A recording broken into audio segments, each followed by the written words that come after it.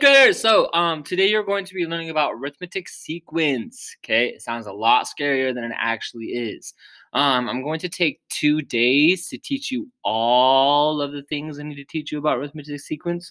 So we'll take it slow, and I think today you're going to find it a little bit easier, and know that it does get a little bit more complicated from here, but not too difficult. We will be learning about an equation connected to arithmetic sequence as well, so be prepared for that.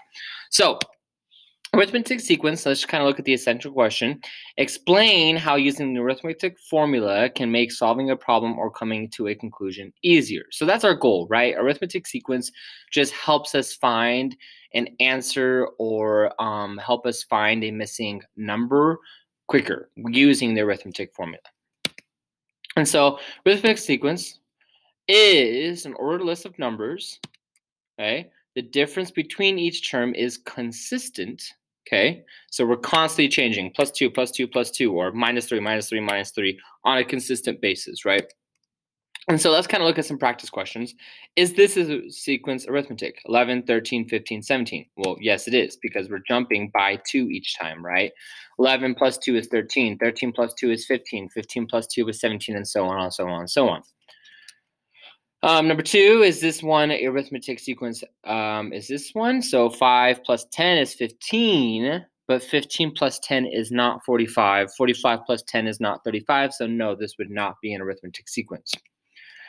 Is this one? 1 plus, I don't know, 0 is 1. 1 plus 0 is not 2. 2 plus 0 is not 3. So no, this one is also not an arithmetic sequence. And so you're kind of getting an idea. Arithmetic sequence is when you have your first term, your second term, your third term, your fourth term. 3 dots after just means that it goes on forever and ever and ever for an infinity, as long as it's following that pattern.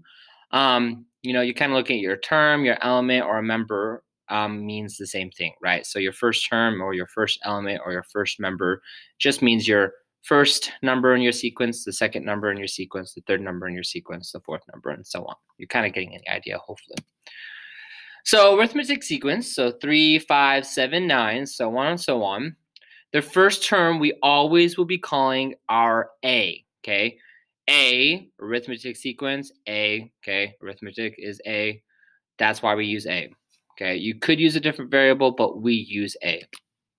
So that's A. So 5 would be A2. 7 would be A3, 9 would be A4, the next number would be A5, and so on, so on. So every term after that will be numbered sequentially with the subscript, okay? So A to the N refers to the nth term, okay? So we can find that nth term using the formula that I will teach you next time we talk about arithmetic sequence, okay? So let's kind of practice this. Which one has a subscript? A, B, C, or D? Well, it's not A because that's A times 4. B is A to the 4th power. C is A times A, or 4 times A. And so it would be D. This one, I'm hoping you know what we're looking for. C would be our answer for this. It has a subscript, okay? B would also be our subscript here because it's A to the 12th term. Okay, so let's kind of look at constant difference now. The amount each term increases or decreases by. So we could increase or decrease by the same number each time. This is a sequence whose terms change by the same number by adding the same number each time. And then common difference is the number that is added to produce each term in an arithmetic sequence. Okay, and so those two are just definitions reviewing those two terms.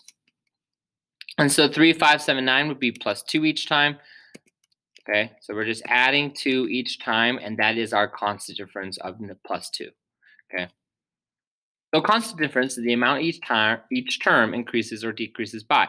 In arithmetic sequence, it is constant. So 38, 33, 28, 23, right? We are subtracting by 5 each time, and that is going to be our common difference. Our constant difference is subtracting by 5 each time.